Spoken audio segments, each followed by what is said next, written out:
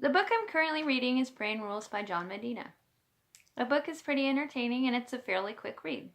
It has a lot of anthropology in it. When I read the book, it makes me think of the Dummies series. I think we should change the name to Brains for Dummies. They're like an instruction manual for how to actually use your brain. The book's full of suggestions like exercise is good for brain function. We all know we should be exercising, eating healthy, managing our stress, and we know those kinds of things are good for us. But most of us don't realize they're more than just good habits. They're essential for our mental health and our brain function.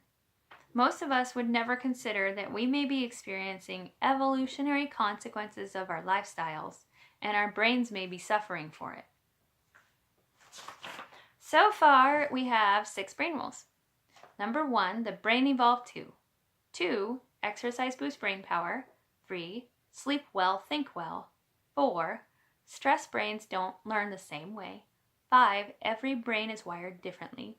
And finally, 6, we don't pay attention to boring things. Wake up! The most interesting part of the book so far was the beginning. I took an anthropology class last summer, and I think it's super interesting.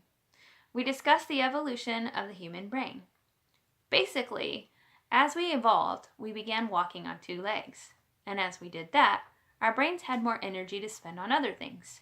So, we got smarter. I was also interested in the concept of symbolic reasoning. And this is what distinguishes humans from all other life on Earth.